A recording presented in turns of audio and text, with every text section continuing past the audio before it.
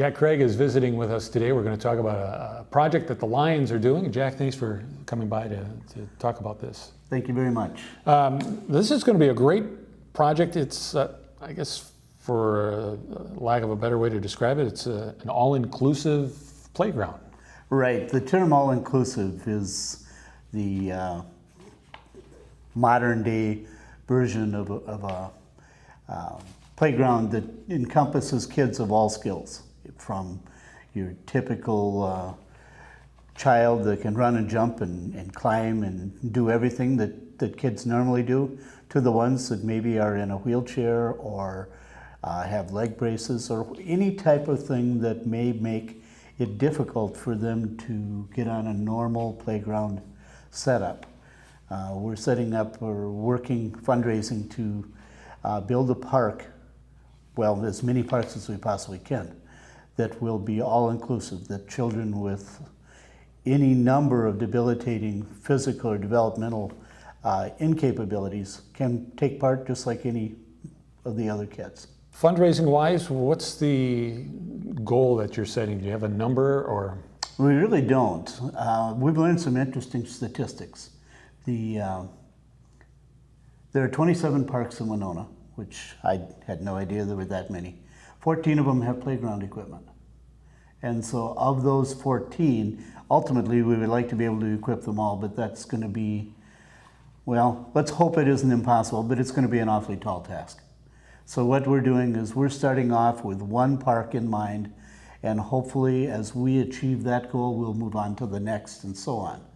The Lions, the three Lions clubs of Winona, our function is, or our goal is, to raise the funds and have Chad in the park department make the decisions as to this park is next and so on.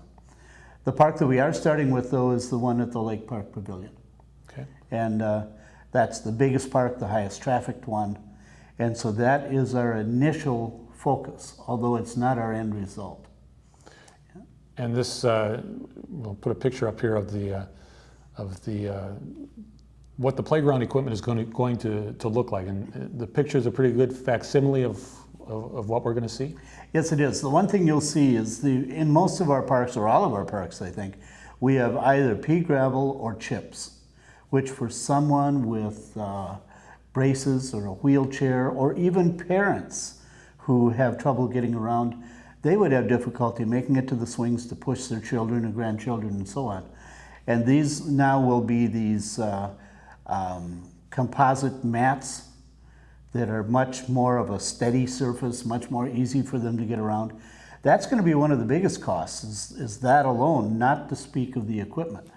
And then the equipment we're aiming at is something that will have ramps instead of steps, so kids can get up on some of the play equipment that are maybe would ordinarily have 5 or 6 steps. It'll have a ramp to it, so they can get up with a wheelchair or with braces and whatnot, and can get up onto different levels, whereas they couldn't avail themselves before.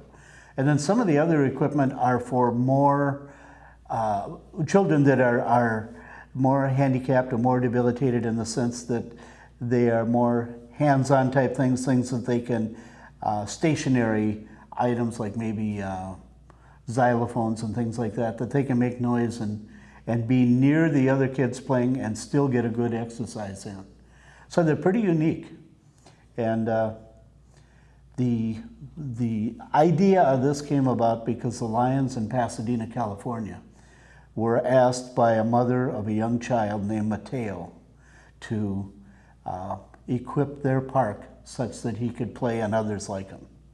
And the Lions picked it up. In that park, the community, I think, was much bigger than Winona. Well, they raised $750,000 and equipped this park. And the name of the project was called Mateos Dream.